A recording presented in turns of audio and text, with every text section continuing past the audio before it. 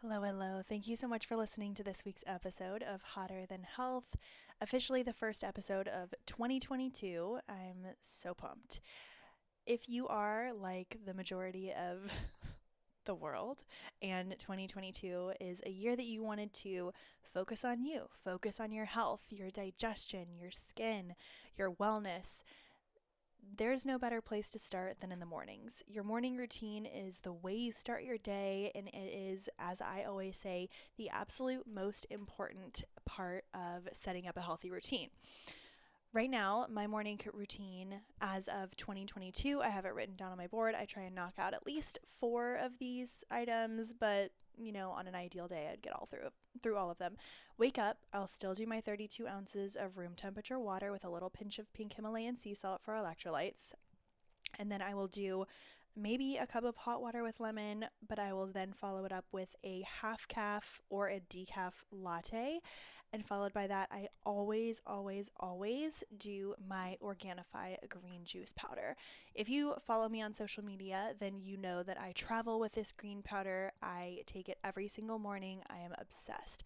It doesn't have that super sweet, chalky, almost synthetic flavor that some other greens powders have. I know that other greens powders might be great, but I stick with Organifi because not only do they have a great electrolyte and antioxidant profile, but they also have adaptogens that are really great for helping to handle anxiety.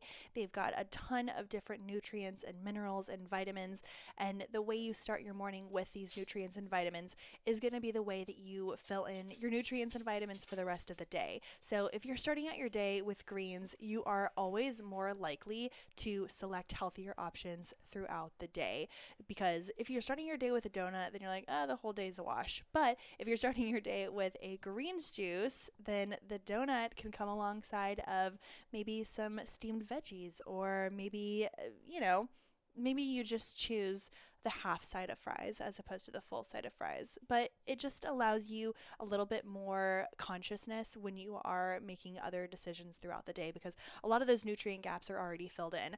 I highly recommend the greens powder. You all know I am obsessed with Organifi. So check out Organifi. I love the greens powder and the probiotics, as well as, of course, the protein powder. I did that with a little tiny bit of nut butter, blueberries, and I still use the pumpkin spice powder, but who am I?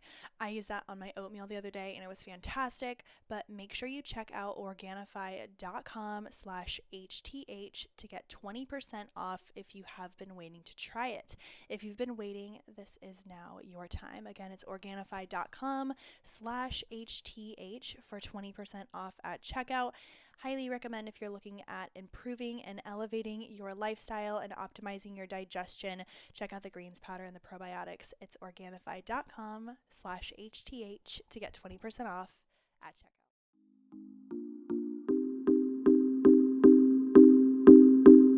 Welcome to the Hotter Than Health podcast, a plant-dominant podcast and resource for those looking to expand and elevate their health. Every Thursday, you can expect provocative and engaging topics, entertaining interviews, and some of the biggest names in health and wellness. Be prepared for tangible tips and takeaways, and to fully understand what it means to live an optimized and energized life.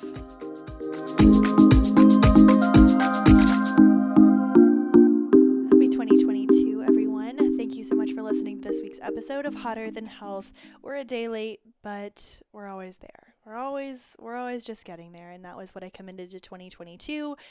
Every week there will be an episode, and in the past week I have scheduled more interviews than I ever have before, and I'm super pumped about it. I think you guys will all really, really love these, and we're going to start doing more giveaways per each episode as well. Also, we are doing a giveaway with this episode today. We have Halle Hillman. She is the co-founder of Sweat Method based in Charlotte. She is a leader in the fitness and health space in Charlotte. If you've never heard of her, you're going to want to. If you have heard of her, you love her, you know her. She is an innovator and a leader in the health space. She not only owns a gym, but she is also just a recent recipient of 30 under 30 for Charlotte women. I am so proud of her. That's so badass, and we should all be just thrilled to hear a little bit more from this pro in her area. We talk today a lot about body privilege. We talk about finding balance with your workouts based on a different schedule. We talk about having different priorities for your health at different parts of your life, which I think is really important because I think that, a lot of us are trying to start businesses. A lot of us are, having kids, getting married. Like sometimes other things that aren't fitness are our health focus, whether that be just trying to eat healthy during a busy day and not stressing about getting a intense workout in, whether it is getting a workout in because you don't have, you're traveling and you have no capabilities of eating super healthy. And it's all just about finding that balance, which I think is going to be a really integral part of today's conversation. I think you all will absolutely love it. We also discuss how Hayley really came to be in this space, but at the end we get more into a rapid fire portion of the questions. So I think that it just gets better and better. And we talk all about conference calls at the end. We talk about how sleep can affect your body and your hormones. We talk about coffee. We talk about meals, having food on our stomach at certain points. And we also just kind of get out of the headspace of what working out and health should look like. Pardon me for the congestion. It's just what it is right now. But I'm so pumped for today's episode. Don't forget, we are doing a giveaway with Hayley at the end of this episode, and she's giving away a 5-pack for Sweat Method. So if you're in Charlotte or if you know anyone in Charlotte who would be interested in this, make sure all you have to do is write a review for the podcast. I would take a quick screenshot of it and send me a DM with it just to be safe, but I will check in a couple of days because it takes about a day for reviews to kick in.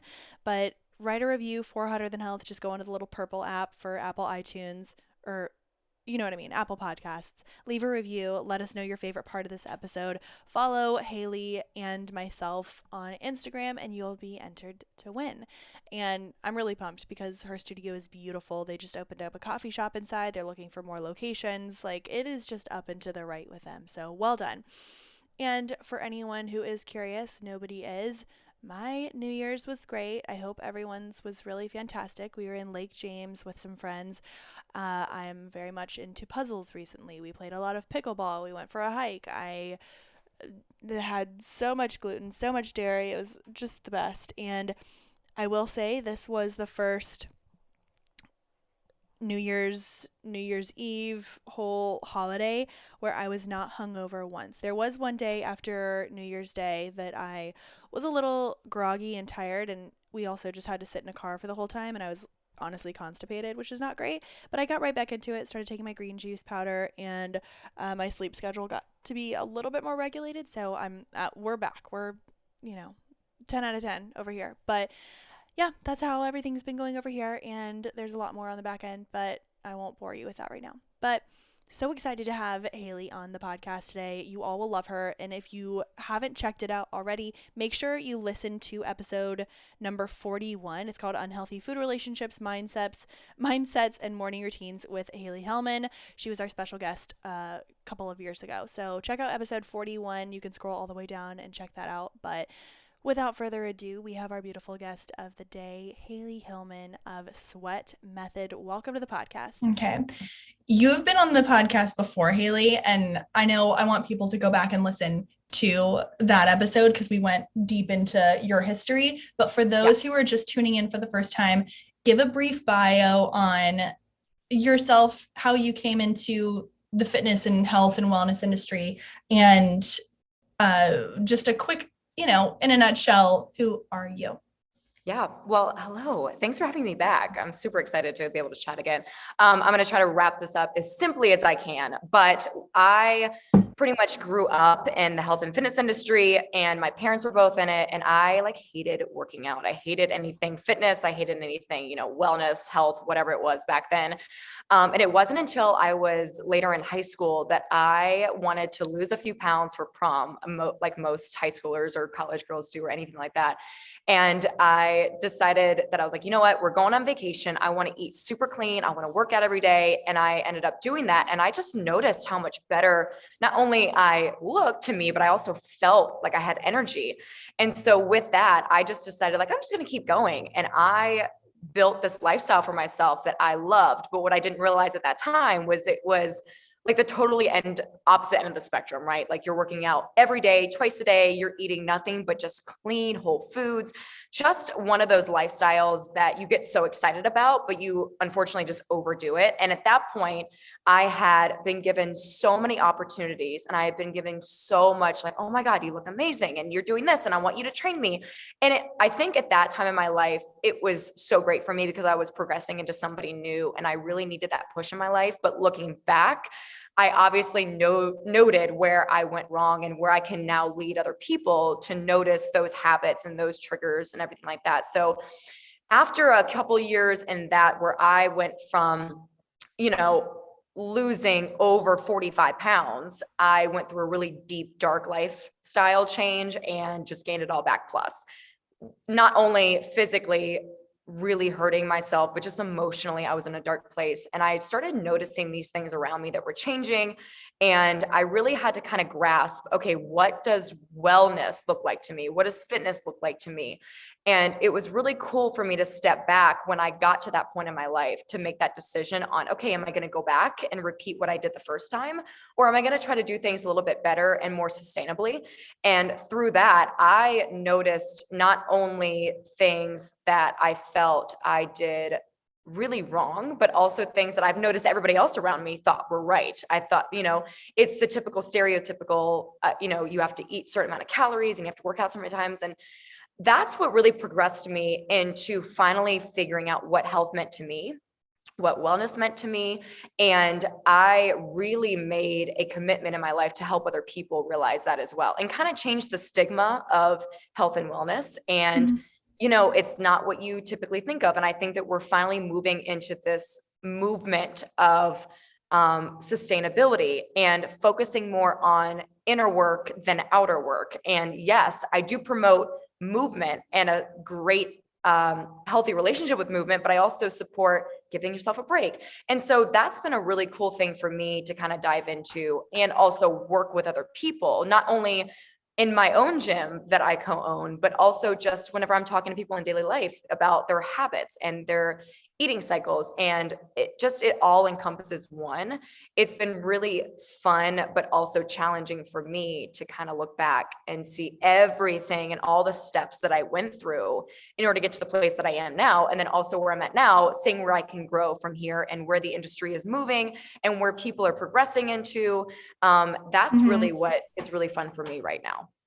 And you almost have to go through those spells of that linear perception of fitness or health in order to be able to see it later. Because I feel like, especially I've never owned a gym, obviously, but I've worked in a ton, and then you own Sweat Method now. And you might see people, women, men, who are in that phase that you were in, and they're so pumped, they're so psyched, like they might be losing weight or leaning out or gaining muscle or whatever their goal might be, and eating super healthy and then talking about their food and talking about all these things. But you can kind of tell without a psychology degree, you can kind of pick up on the nuanced terms that they use or the habits that they're talking about, that they might be headed down that path, because it's super easy to get down that path. But yeah, you do have to go through it in order to have a bigger perspective.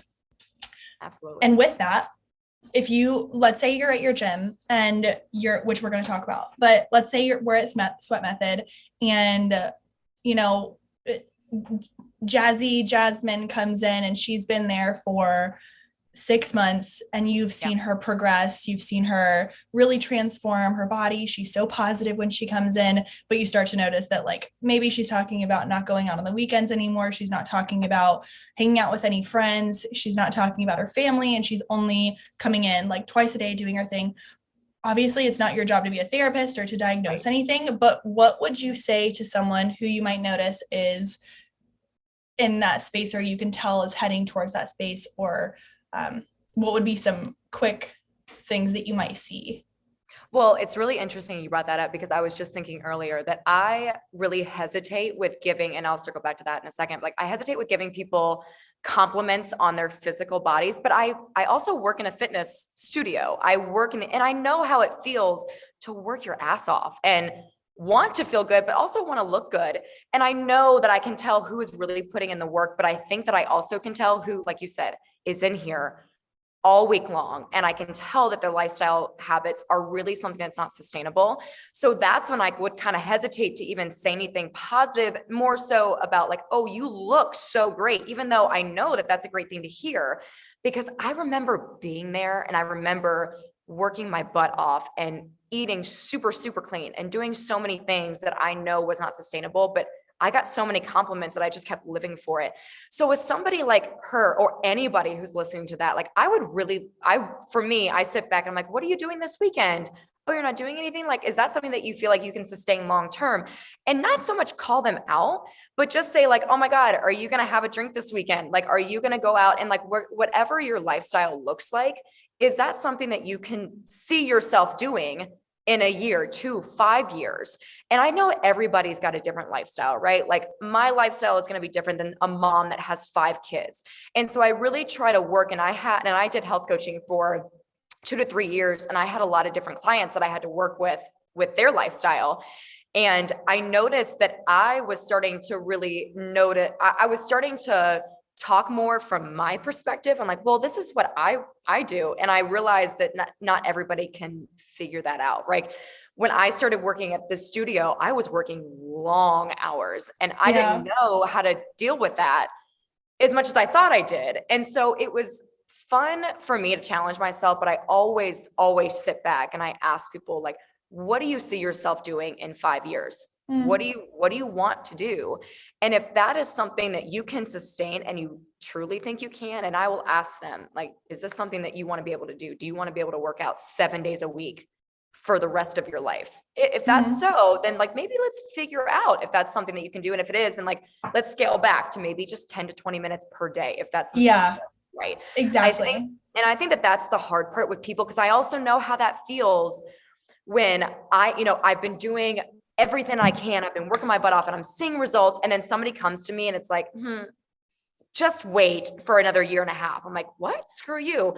So it's a really hard line to walk, but I think you just have to be able to work with people and just say like, listen, I want you to feel good. I want you to be proud of what you've accomplished so far, but I also don't want you to get on this train and then do a hard stop and I don't see you for 3 months, which is unfortunately what I see more often than not. Specifically when I was working at gyms that were long and high intensity classes, the same thing every single day. And that's why we developed the concept that we have right now, is because we saw that burnout. We saw those injuries. We saw the people who were there for a year straight and then we never saw them again. And I know that they didn't even go somewhere else. It was just because they worked so hard to the point that they knew they couldn't sustain that. And it's like, okay, how can we come up with this lifestyle change that focuses, yes, on movement and fitness and becoming stronger, but also promotes more of a healthy body image lifestyle. Like when you walk into a gym, I don't want to have a look that people need to have. I want to see different body types. And I want people to be okay with that, to not have to think, oh, I need to lose weight because I'm at a gym. That might not always be the point. Or you walk in and you're like, you feel like a shrimp, a little duckling in there, and you're so like, can't lift a 2-pound dumbbell. And that's fine, because that's where some people are in their journey. Not journey, but that's where people start. But I remember I would walk into classes and I had a couple of classes and I was completely disregarded because I didn't look as strong as the other people. And they were like shrimp over there, and that's fine. It's another end of the spectrum. I want to touch on that because you posted something the other day and it was like how you fell on both sides of the body image spectrum, and how you went, and you did touch on it a bit, where you said you lost upwards of 45 pounds and then you gained it back. Can you walk us through your daily lifestyle when you were at your, the farthest end of the spectrum to maybe where you are now, which is where I would call, nirvana, which is like the happy medium? Yeah. Mhm. And I obviously I want to like put that disclaimer on there that like, just because it did something for me doesn't mean it's gonna work for somebody else. And like, Totally. there's always like two sides of the story. So just to give a perspective, I'm not going to say like specific numbers, but like No, no, no. when I lost like the 45, 50 pounds, I was working out twice a day. My mom would teach 5 a.m. like aerobics and spin classes and boot camp classes. So I would get up every day of the week and go and work out with her. Then I would have school where I would eat maybe 1,000 calories throughout the day. And like, it was one of those, I would take diet pills when I was in high school. And then I would go either to cheerleading or dance practice right after school. That was pretty much 5 days a week. So I would do pretty much 2-a-days when it comes to quote unquote workouts. Yeah. Very little eating, not only on calories, but just macros in general. It was leaves. It was very, very, very clean, but also like restrictive eating. I mean, you would not see me eat anything that had dairy, very little meat. And again, I'm not going to get into that topic, but it's like just very restrictive. Never Again, unsustainable. Yeah, totally unsustainable. Totally. But I was on such a high from not only how I looked, but also the compliments that people were giving me that like, I didn't notice that it was unsustainable, nor like, this is not typical for people. And I just felt like, oh, I'm so dedicated. Like, I'm so good at this. And it was that you get stuck in this like hole, right? Of like, oh, I look good, so I'm just going to keep going on this path. I don't really see the destruction that it's doing, but like, I lost my period when I did that. Like, I had bruises all the time. My blood work was all over the place. But unfortunately, when I went to my doctors, they're like, you look great. Keep doing what you're doing, no matter what my blood looked like, blood tests looked like. They were like, you're 30 pounds less than you were last year, but it's fine. Congratulations. What did you do? And, you know, and I get it. That's just Western medicine. And that's not another topic for another day. But so I went there. And I really did feel like I was on this roll, and I felt quote unquote great, because that was just a new experience for me. And I was finally getting opportunities. And so I think the post you were talking about was the thin privilege post that I made. Yeah. And I got asked to do magazine covers. I got asked to have jobs. I had so many opportunities given to me, and people they were nicer to me. They wanted to know what I did for workouts. They wanted to know what I was eating. I mean, I was treated so much differently than I was before at that point. Then when I went through that deep, dark hole, I had gained all the weight back plus. And for that was more me eating like a, regular person. I didn't really count. I stopped counting calories at that point. I was still eating clean, but it was very higher on the calories in general. I was eating more carbs because at that point I had started teaching a lot more cycle. And so I was telling myself like, oh, I just need to eat more. And then of course, mentally, I was hanging around bad people. I was not taking care of myself, and I gained all that weight back. And so anybody would have looked at me at that point. I was still in fitness. They would have said like, oh, she's still doing the healthy lifestyle. It just looks different than it was before. But unfortunately, my body had gone through such turmoil when I was much smaller that obviously my body just went into this inflammation pattern, and it stayed there. And when that happened, I was treated so differently. I remember people asking me if I was still in the fitness industry when they would see me. I had 2 magazines that I was supposed to be in. Both of them cut me from the magazine. And one of them specifically told me because they need somebody who has quote unquote abs for this one. Oh my God. And it was one of those not only did I know that I had gained weight, I clearly was going through emotional distress. And then I have people asking me, oh, are you still working out? Are you still teaching fitness? Sorry, you can't be in this magazine because you have gained weight, and we really do need somebody who looks a certain way. It was so hard for me. It's like you went viral for a second, and then you were trying to catch it again. Yeah. And then it's almost like I got canceled overnight. I was like, okay, wait a minute. And and I will tell you, I went through such distress during that point because I just felt like it was like pattern after pattern. And then no matter what I did to try to, lose the weight again, it wasn't seeming to work because I had done so much to my body before. It was just hard. But what I thought was what I should be doing. Clearly I learned later it wasn't. And so fast forward, I really got into more of the holistic wellness sense where I was really trying to eat whole foods, but then also I was, learning what a balance looks like for me, trying to be around good people. Like I pretty much went through a detox, not only with my eating, but also like with my life in general. And we talked about this on the first podcast that I was on, that like, I really had to figure out who the people surrounding me were going to be long-term. And if they were around me right now, were they going to be people who are going to lift me up and make me a better person? And I didn't realize how much that affected my life at that point. And so I want to did touch on go through that for sure. Yeah. And I mean, and I'm not saying that everybody needs to go through that, but at that point in my life, I did. And I feel like that had a lot to do with my third phase, which I call like the happy medium phase. And I just felt like by the fact that I had started learning more about that holistic medicine and just holistic living and just like a normal lifestyle, but also just focusing on your health. And you'll very rarely like hear me say like, ooh, like that's healthy, or because that's relative. I mean, I won't get into that, but I just think that I found a really nice, and I'm still finding that balance. Cause I think what people don't necessarily realize is that what my balance looks like this year is not what my balance is going to look like next year. I'm always making adjustments. Always And evolving. Always evolving, and figure like this year, I can tell you, I wasn't as quote unquote healthy or on it as I was 2 years ago. But you know what? Like my lifestyle has changed. I'm committed to a business right now, and that is taking priority in my life. And so, yes, I'm at the studio longer hours. I'm putting more in physically in order to teach classes. But I also know that like, if I tried to sustain the same lifestyle that I had 2 years ago, I would be thrown off and my stress levels would be all over the place.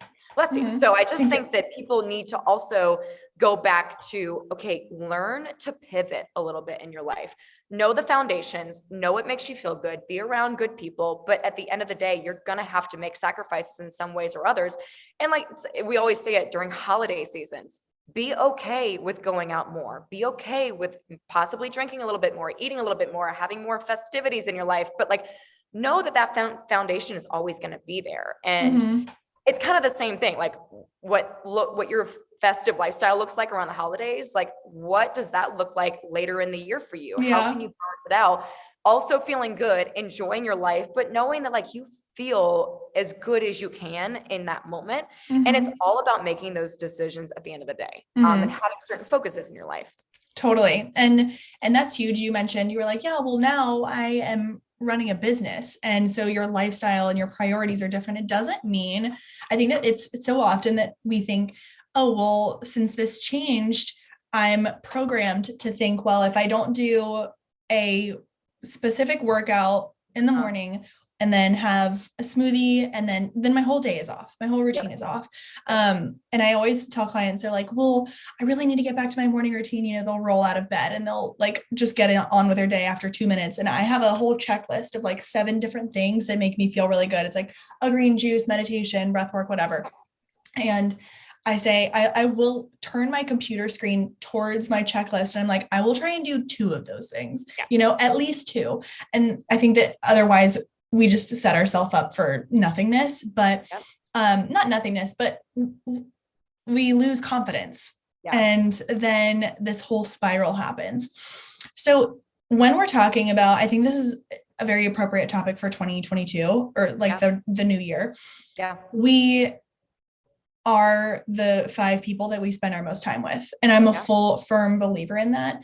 And I will also say there's a dark spot before the dawn. There's a dark spot in maybe your social calendar, your social events. And that dark spot could be anywhere from a month to a year or 2 years before you really figure out your people. And also, even when you do find your people, that can also evolve. And I don't think that people need to really burn bridges in order to get rid of or tune out some of that patterning, because what it is, it's just a representation of your internal environment is what's going on in your external environment. Like if you want to have organized thoughts throughout the day, maybe clean up your workspace, maybe take the clothes off of your floor, wash your face, something like that. But, and that's the same thing with your friends. So what would be some, not tips, but tips. What would be some tips for someone who's thinking, okay, I have a couple really, really good friends who are super supportive and amazing, but there's a number of friends who are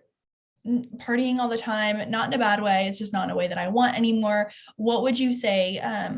What would you say to that person who's wanting to filter out but is a little nervous? Well, I think we have to go back to like, you're never going to have a perfect life, right? And I think that when I said like, I did my detox, I was at a point in my life where I didn't have the strength to really talk to people about the changes that I wanted to make. And we were all just young. And at that point, people didn't have the same vision that I did. So that was an extremist situation, but we are going to be around people that not only don't necessarily see the same way that we do, that we just have to be around no matter what. A lot of us work in jobs, like a lot of us have to have family members that just don't get it. I think it's important, like, especially in 2022, I've heard so many things in the last few years, but I think this is the year of like boundaries and like setting that control with people. And I think boundaries think, here's my line and here's yours. Stay on that side. But I think boundaries can just be a conversation of like, if you started talking to me about how drunk you got last weekend, like you just switch and you pivot the conversation. It does not mean I don't want to talk to you about that right now. And I think that that's kind of where it gets like fuzzy with a lot of people. They think boundaries have to be that black or white, but it's just, you could, so, like turning the conversation to something that more promotes a better environment for you. And I think that it really comes down to like, are you able to have that conversation? And if not, like, why aren't you able to have that conversation? And I don't think it's as scary as it seems. Excuse me. I know you can see me like rearing up my head. Yeah, no, just getting ready for it. I think that like, and I think that I got really scared in the beginning because I just thought I have to tell that person that I'm talking to, I don't want to have this conversation right now. I don't think it needs to be that way. I think it can just be all you have to do is pivot and just say, hey, what did you do this last weekend? Or like, oh, that's great. And yes, there is a time and a place to say to somebody, hey, I just want to let you know that like, I am trying to change my lifestyle a little bit. So if we could refrain from talking about alcohol, maybe talking about how much junk food, or maybe even like talking about somebody's physical look. If somebody's talking about how much somebody else has gained weight, hey, like I'm just trying to maybe not focus on that so much this year. Could we talk about something else? It doesn't have to be as negative as I think that I've seen it in the past, or I feel like people have thought that that's what it needs to be. I think just being able to be honest with the close people around you. Like, for example, if you are trying to just start from scratch, be like, hey, it's like, Sarah, I'm really trying to just like be happier in my life. Like, could we just go and get some coffee instead of going to get drinks? Could we just make that a lifestyle change instead? Or if you're at work and somebody does start talking about, like how drunk they got last weekend, like, hey, do you want to go take a walk around the block? You don't have to like sit there and be so strict about it. And I think that you have to be honest with people around you, but it doesn't have to be as negative as I think that people have thought about it before. And I think that also people are more open to those types of activities now. I think a lot of people would appreciate, oh my God, yes, finally a weekend without drinking. Like, how often do you hear, oh my God, I can't wait for the holidays to settle down. Oh my God, it's been such a long weekend, I'm never drinking again. Like, I think that that's the time not to just sit back, relax, and like hole yourself in your apartment for the next week until the next weekend comes up. It's like, go ahead and begin to fill in your hours and your days, your free time with, I have a fucking puzzle out right now, like a puzzle or pickleball, or go for a walk. And if it's cold out, then I don't know, find Duolingo, learn a language. There's a million things that you could be doing that are productive for your time. But I think those are all really great examples. I want to take a hard pivot. Speaking of pivoting, you just made 30 under 30. No big deal. Congratulations. That's so cool. So talk to me about that. What in your life right now, let's say it's 2030, you're looking back at Hayley in 2022, 2021. How would you describe yourself right now? Like, you as a human and a woman, how would you describe yourself to someone who has achieved the things that you have achieved? Honestly, I really feel like this year for me personally is just about like pushing boundaries. I think just in my life in general, I've had to make a lot of pivots, and even in the last year, I think a lot of us have had to deal with stuff, but just like things that I think I had this perfectionist look about, like, I was like, all right, I need to, like, I own a business, so I have to have my shit together. And I think that in a couple different ways, I'm really pushing myself to push boundaries where people aren't ready to talk about it. Whether that's in relationships, whether that's in business. Like, for instance, like, I don't mind talking about my struggles on social media. Like, in this year, it may be in business because a lot of small businesses are struggling right now, specifically small business owners. And it is not to say, woe is me, but it's just to give people perspective on, people always think like, oh my God, you own a business. That's so great. Like, you must have everything put together and this much. And people don't realize how much goes into it, specifically right now after COVID. Nobody knows what the hell they're doing. And it's all this learning process. And it's all about like just giving people a different perspective and telling people another side of the story. And so whether it's that, or like for me right now, it's finding that balance of, I even had a conversation literally this morning, and I'm trying to put a post together about it, of like, yes, I work in the fitness industry. Yes, I want to promote health and wellness. But like, what does that look like this year? Not only for our environment, but also like for myself and the way that things need to look. And for me, I've been trying to help people really find more of that balance. Because like you said, people think that to have wellness, they need to have 17 things done in their morning before 6 a.m. or you're not, like, you see like all the people who have done so well in their life, here's their 17 morning checklist. And it's like, I would bet that they don't even knock that out. Or if they do, that's great. But like, they have a very privileged lifestyle that allows them to do that. All of us, not so much. And so I'm kind of pushing those boundaries to have people think a little bit different, as well as not looking at health as a physical standpoint, right? Like, because somebody is super, super tiny does not mean that they are the equivalent of health, or vice versa. If you see somebody who doesn't look the same as you, that might be just a little bit bigger, does not mean that they're not focused on their health. And I think that I've been pushing myself in that realm to figure out, okay, so as somebody who I believe to be somewhat of a leader in my community when it comes to health, wellness, fitness, how can I become more approachable? And that's another reason that I posted that thin privilege post, because I don't want people to look at me and be like, well, it's easy for you to talk about body image because you look the way that you do. And it's like, but I've also been on both ends of the spectrum. So I want you to understand that, like, I have thin privilege, and I will 100% say that, just like I have a lot of privilege in my life, but doesn't mean we don't have struggles. And with that, how can I help other people notice the privilege that they have, but then also like being realistic about the thoughts that we have, the body image struggles that we have, the daily habits that may not be the best, but guess what? Like, it is what it is.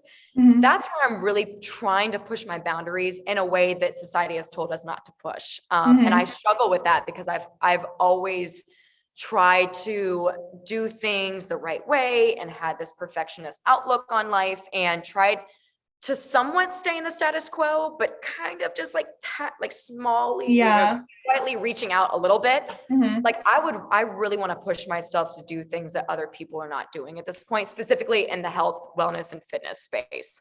I was going to say, give me like another example. Obviously you just said pushing the boundaries and talking about privilege and talking about understanding. What is something that what is something that physically you are trying to push this year? So, I think that when I look back, even, and I will say this too, that when I was the smallest I'd ever been, I really struggled because when I had gained weight back, I looked at old pictures of myself and I was frustrated, and I was like, oh my God, look how great I look and how good I felt, or whatever I was. And I was always comparing, and I was also always comparing to other people.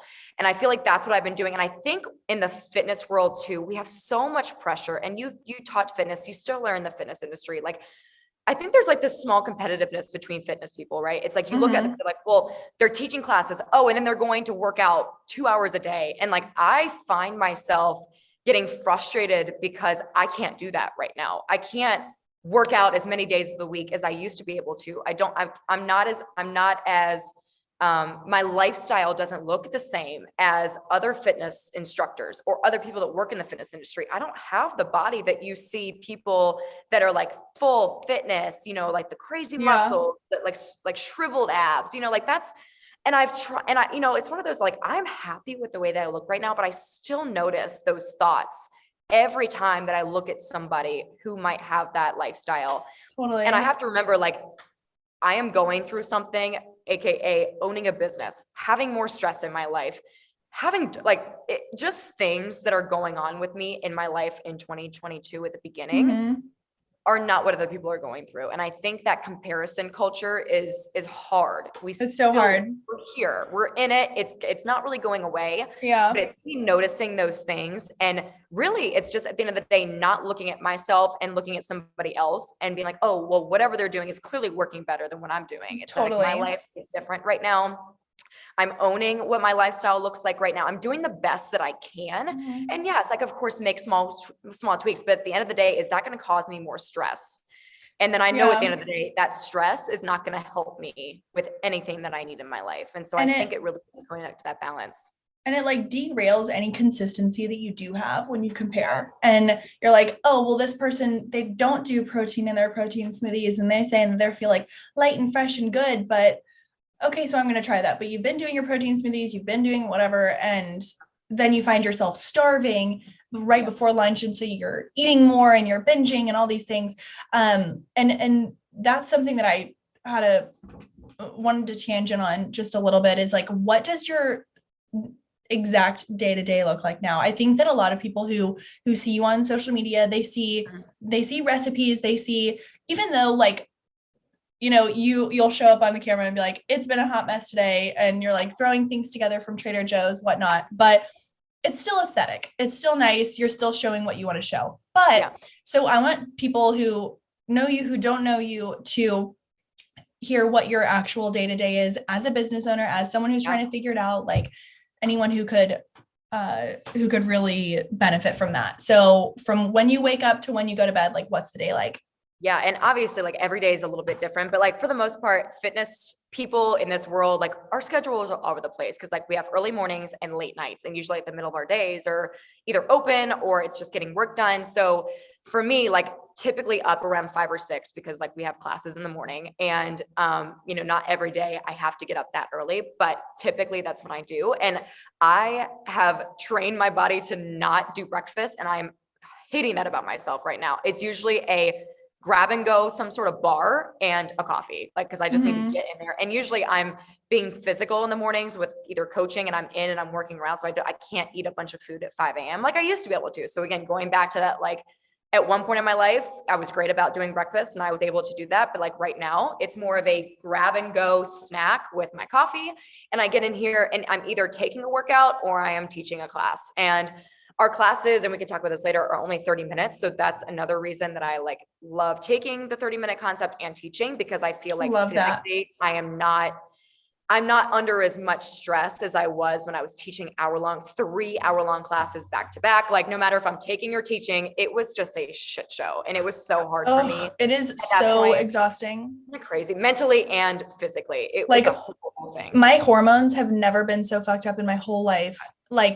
Inflammation, and it's the craziest symptoms after I was doing that for years. Absolutely not. The 30 minutes is perfect though. Yes. And what's so funny is that you said that. People are like, oh my God, you work in fitness, you must be so healthy. I'm like, yo, I barely get sleep because I close the studio at 8 and then I wake up and I go back in the mornings. And that's what we really try. And I mean, when I was teaching other places, it's we really try not to have that lifestyle with any of our coaches here. One, we don't force you to coach so many classes that you're not able to at least take classes once in a while. And we try not to do that back to back. We call it the clopen if you're in fitness. You close the clopening, and then you open the next morning. It's freaking worst. But some people in fitness, that's what and especially if you're a newbie in fitness, you get pushed in those hours, and that's kind of something I was getting when I was teaching long and I was teaching 20 classes a week, hour longs. And that took so much out of me physically. And then at that point I was still going in to take hour-long classes, and that's at multiple studios that I've done. And I know other people have dealt with it the same way. So don't look at fitness people and automatically assume that they're living their healthiest lifestyle, because we are just throwing it together. It was the least healthy I've ever been. I might have appeared to be the healthiest, but I think that emotionally it was the lowest I've been in a really long time. It's super tough. So usually if I'm here, I'm here in between 5 and 9 a.m., whether I'm teaching, hanging around the studio, just working at the front, or taking or whatever. So then I'll usually try to get breakfast as soon as I can. And that's where I like more struggle. I struggle more with my food in the morning because I'm usually like, I'm a morning worker. So like I would much rather get up and work like up until 3 or 4 in the afternoon, and then I'm done in the afternoons. But I usually do try to go back. I eat most of my breakfast out. There's a place across the street that makes like great omelets. I try to go over there and either get like an omelet or like a breakfast burrito or something in my system. But some days like it's like another grab and go bar. It's just kind of hard, especially if you're working with people or if you get like a training afterwards. It's just one of those where you are making the best of what you have. So after that, typically like the middle of my day is pretty clear. Some days we do have lunch classes. So I will stay and we'll teach that or we'll have a meeting. It's very sporadic, like whether we have a meeting or a Zoom call, or we have trainings in the studio, or we have a class. But it's really nice to kind of like work for a few hours, get a little break, work for a few more hours, get a little break, and then maybe come back at nights if that's the schedule that I'm on that day. So I do try to get obviously like my 3 meals in because I feel like that works best for my body. And then I'm having like a snack or 2 in between if I definitely feel like I need it. And it really is getting back to that, like, what does my body need at that point, specifically if I am very active that day. And so like with that, I will really try to every few hours, like just take a break, go for a walk, not get on my phone. And of course that's like a tempting situation. Yeah. And I think that's been the biggest struggle for me trying to figure out my new normal with owning a business is because like you don't have a schedule. You are pulled in so many different directions. You'll have a meeting thrown in at the last minute, or like somebody needs, like if somebody can't work and they're sick, we have to come in and do it like right after. So we don't really have the luxury of having that schedule. Now, I will say that I'm pretty good about having boundaries with my work life, my work in life, because I just feel like I didn't for a long time and it was horrific. That is not perfect, clearly. I mean, I'll be answering emails at 9:00 at night, but on Tuesdays, like if I can help it, it is my get down, get to work. I do not go in the studio if I can, because I need that time away. Sundays, same thing. We're not open on Sundays, and I love that we're not because it forces us to have just like a day off. I really, that's nice. Yeah, it's super nice. Well, and because we make up the workouts, like we're making playlists for our coaches. So like we are working every day, but it's nice to not have to worry about, okay, what's happening at the studio. Or like be on for people. Right. Yeah. And that's another thing about if you work in the fitness industry, like no matter how you are feeling, you still have to go in and perform and not even just like be around people. Like you have to be on. And sometimes like, yeah, it freaking sucks, but it can also be, it can be so gratifying just being around good people and good energy, but it can definitely get a lot out of you. And I'm that person that like, I need to recharge. I'm one of those like introvert, extroverts kind of people that like, if I'm in front of you and I'm around people, extroverted Hayley comes out. I go home, I am in my little cocoon. I don't need to talk to people. I need to kind of recharge and then I'm back in action. So I've learned that a lot in the last year or so is like one, having that boundary of like, hey, listen, if I am mentally checked out right now, like I'm going to answer this email later. I'm going to answer your phone call later. I'm going to do whatever I need to when I can get back to you. Cause I don't want to give you a half-assed answer or half perform because I don't feel like that's fair to either one of us. And so, yeah, I mean, going back to my schedule, it's just kind of like all over the place. I do try to have most of my meals planned out because if I don't, it's not a pretty picture. I try to have as many like good snacks in my bag as I possibly can. What are your like 3 favorite good snacks? Oh my gosh. So I'm a big like plantain / nut girl, like banana or however you say it. It's like one of my favorites. Like I love a good guacamole moment. I love hummus, like anything with anything that's like crunchy. I'm a fan. I do like, I'm trying to think of this like oatmeal bar. I can't remember the name of it, but it's like a real oatmeal bar. I like to have stuff like that in my bag. I do like some jerky if I feel like I need like a little bit of protein in my life. Trying to think of what else. Applesauce packets are great if you are on the go and you have to work out or you have to like have some quick carbs. That's actually a really great quick carb. I didn't even think about that. I'm like, it's, you think it's for kids, but I'm like, I have it all the time in my bag, just kind of throwing it in there.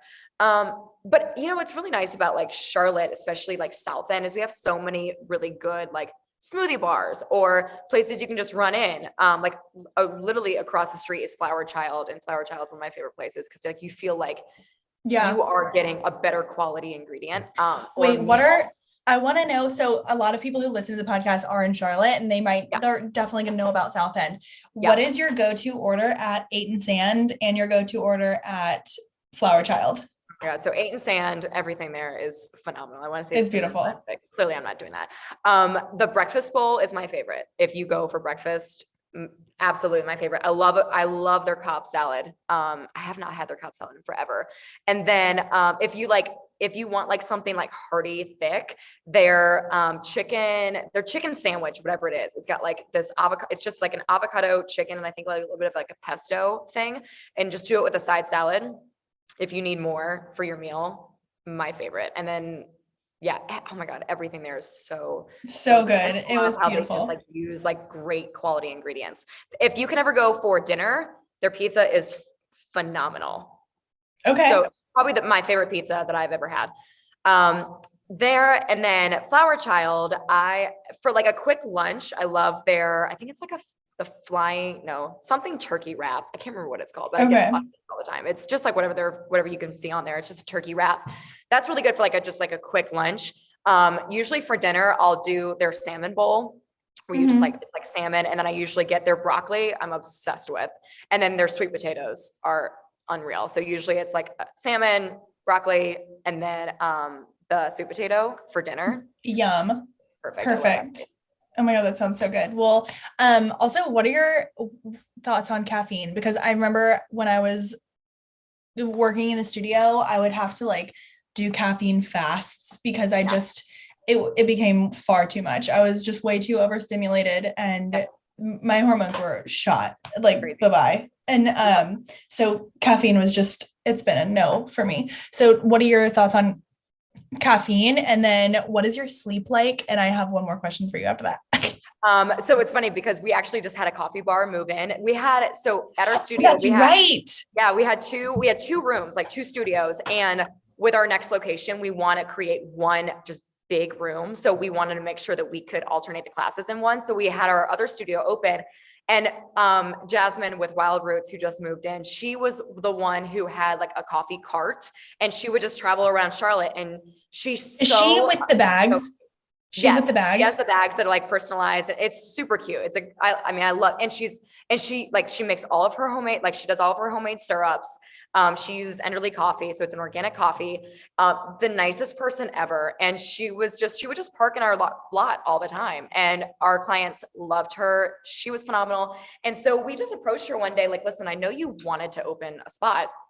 Do you want to open in here? Long story short, it worked. So we have a coffee bar now attached to our studio.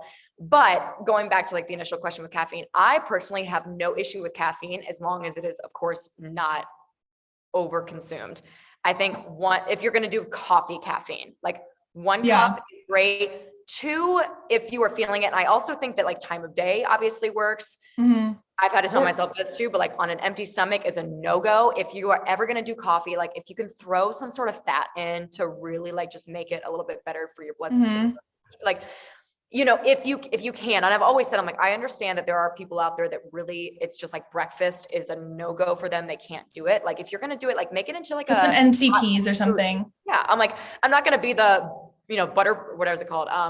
The butter coffee and like bulletproof coffee. I used to do that. Don't let me face you. But I think now it's like, I'm not saying throw just a stick of butter in your coffee, but do like some sort of coconut oil, MCT oil. There are great benefits to those. Throw some sort of fat into your coffee just to make it so you get some calories in the morning. You're not just getting hit with that caffeine spike.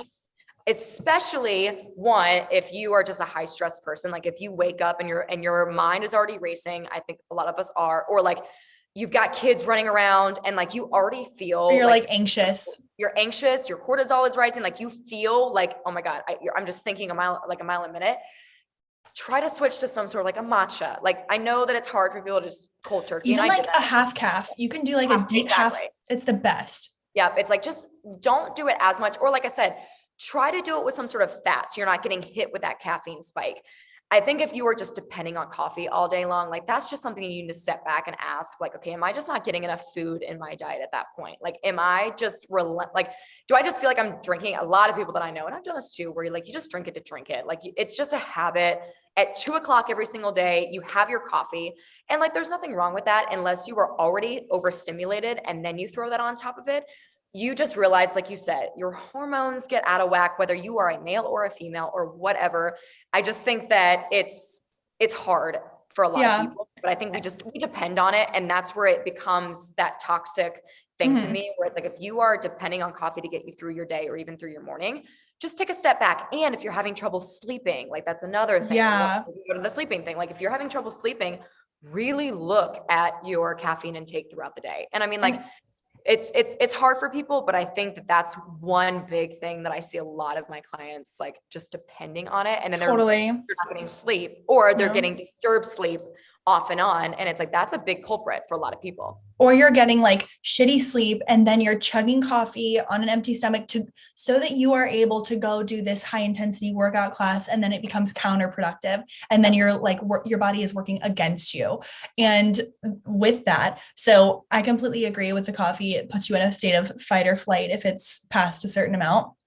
And then you're no longer, your body's not processing properly and you're not able to really operate on all cylinders in a calm, functional way. But so that was my question about coffee. You kind of touched on sleep a little bit, but as far as conference calls, because that's something that we talk about a ton on the podcast. And I think we talked about it last time. I want to know, and this is for anyone who works in the fitness industry or anyone who has struggled with their sleep or is struggling with their sleep. How has it impacted? Has your regularity fluctuated as your sleep and everything else has fluctuated? Like, because some people they have that window at like 7 a.m. they go, 10 a.m. they go, that's it. But when you wake up and you're like, boom, got to go coach classes, got to do all this, and you've already had your meals, everything's whacked up. Did your regularity get out of whack? And then if so, did it get back to normal? What did that look like for you? You know, what's so interesting about that is that, like, I have no issue with my conference calls. I wouldn't say I've been lucky, but like, I've never, bless. It's like, have been #blessed when it comes to that. But it's like, I think I've worked to that point, because it's hard for a lot of people, but they just have to make small tweaks in their life in order to get to that point. And it's so healthy. And I'm so glad that you talk about that, because that's one of those pushing the boundary things that nobody wants to talk about. Yeah. And it's like, do you have like a space at the gym where you're like, okay, I can be calm? Because when you're like constantly on the alert, you're not going to want to go to the bathroom. Like, if there's a million people showering in the gym, they're waiting on you. Like, I don't want to poop when someone else is in, like, waiting for the stall. Yeah. And so I think that if you have that safe space, if you work in an office building, like, find that bathroom on the 3rd floor that nobody goes to, I think people really do. And like, I'm sure you've talked about this before, like, when you feel like you're rushed with your conference call in order to go to the bathroom, like, you're not actually processing what you need to process. And it's like, literally gonna say half shit, like, but it really is. I mean, you need to, it's like treating, like, your morning routine. Like, that is a part of your morning routine. It's like a meditation. It's like a meditation, but like, you shouldn't look at it as like, oh, I need to get it done just to check it off the list. Like, you have to like wait for your body to tell you. Yeah. Like, your body's going to do it when it's ready to do it. But like, and don't like be like, oh, the only reason I'm getting my, my morning a conference call is because I have my coffee, and like, that's what's stimulating it. It's like, if that's what's getting you to have your conference call, then like, call me. Call Liza, because I think that there's something that could be fixed here. But honestly, and it's really interesting too, the mornings that I teach, my conference calls are I wouldn't say off. I don't have an issue with them, but like, they're not as abundant, smooth as they could be. It's just that stress of me having to get up early. Like, your cortisol naturally rises in the morning, but not as early as fitness people or people who are working out really early in the mornings. And so you're almost like forcing the spike to happen faster, and it's not that natural. So I like, during our shutdown, it was actually, my body actually took a really nice turn, because for once I did not have to get up super early, and I was able to kind of have my smoother mornings, and it was nice for me. And that's why certain mornings, like, I will force myself to stay home, because I feel like my body just needs that reset time. And like, I picked an industry to work in, And that's just the way that it goes. But I think that we've really tried to push the boundaries with fitness as it is 30 minutes and the way that our workouts are structured.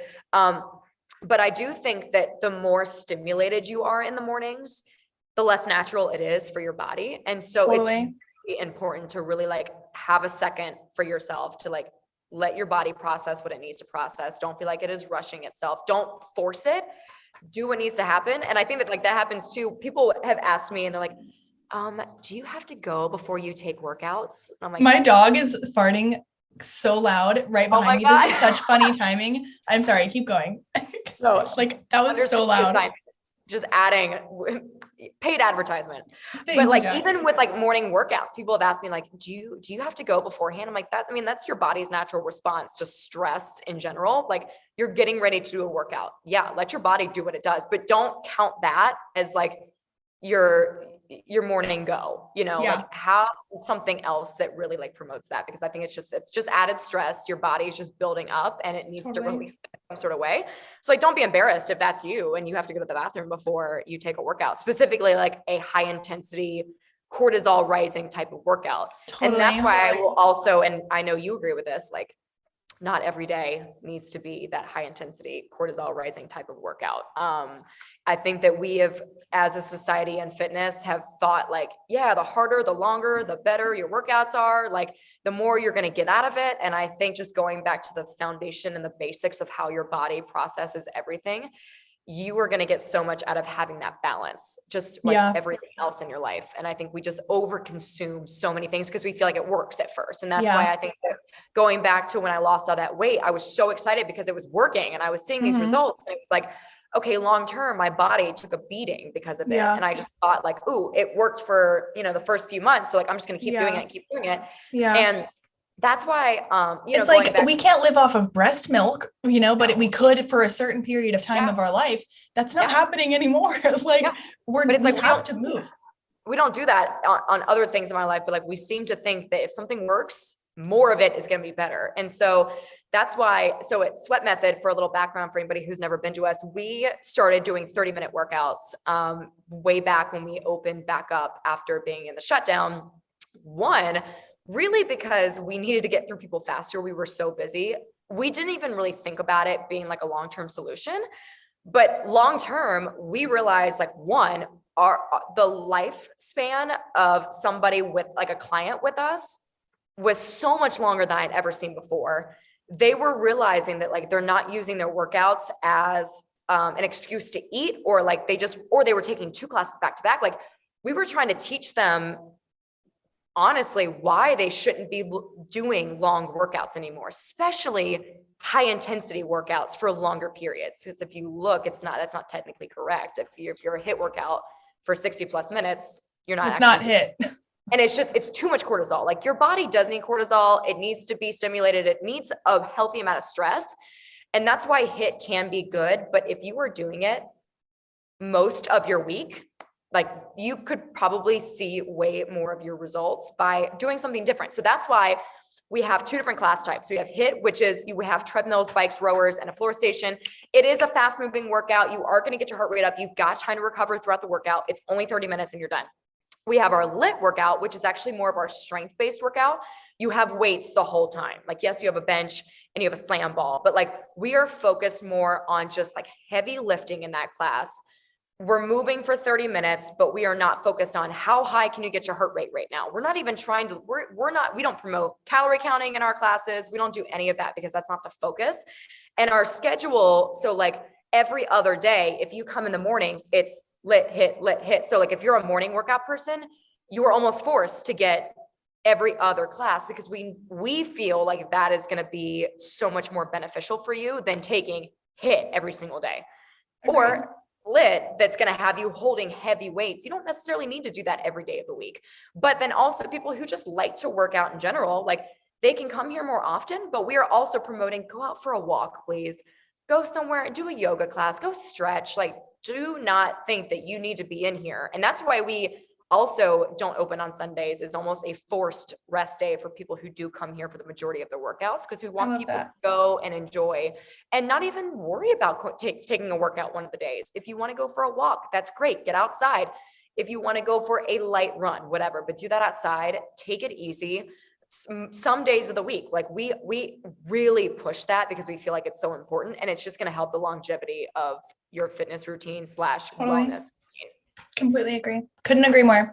Well, Hayley, you're amazing. I'm so proud of you for all that you have accomplished and continue to accomplish. And I know we're going to do a little giveaway. So I think you said we were going to do a 5-pack for someone in Charlotte for Sweat Method.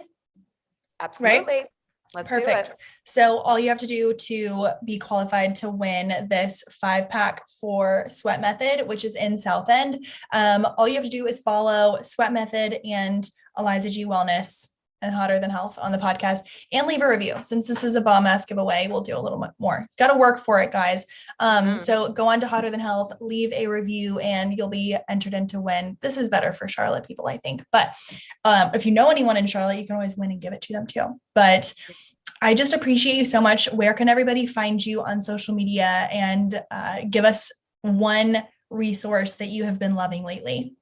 Yeah, so you can just find me on Instagram. I'm the biggest on there. It's just Halle Hillman. It looks like Halle Berry, but just Halle Hillman, all one. And honestly, gosh, I don't even, when it comes to like the one resource, I just think like product, skincare, book. Oh girl, don't even get me started on skincare. I love that. Fair. I've been so big on Skillshare lately. I got off of it for a while. I don't know if anybody's used that. Skillshare is like essentially like especially if you're in the business world, or if you're trying to be big on social media, like it just helps you with like tips and tricks on, like, it's like a class format. It's almost like college, but much cheaper. And you can have like these little courses on just random stuff, whether it's like marketing, whether it's like Excel spreadsheets or whatever. For a business owner like me, I've needed things like that because there was no rule book and nobody really taught me on how to figure this whole thing out. So I got really into that from the Skinny Confidential. I know you and I both love her. Yes. Like 2-3 years ago. And then I stopped. And then just recently we've been really investing in our company a lot more in a lot of different areas. And that's one way that I've been like, okay, this is what I needed again. So if anybody is like looking for some way to get a little bit more education on anything, especially with business, Skillshare is an awesome, awesome thing to look into. I have been wanting to check it out so bad. I might actually reach out. They would be a good podcast sponsor because they do a lot with, business, but also with wellness and fitness and just overall knowledge. They are like little mini college courses. That's so great. Great resource, actually. Well done, Hayley. All right. Well, I just appreciate you and your time, and we'll have to have you on again for a third. Maybe we'll finally get to do it in person. One of these days we'll get it. But thank you so much for having me. I loved being able to just talk and chat. All right. Well, I will talk to you soon. Okay.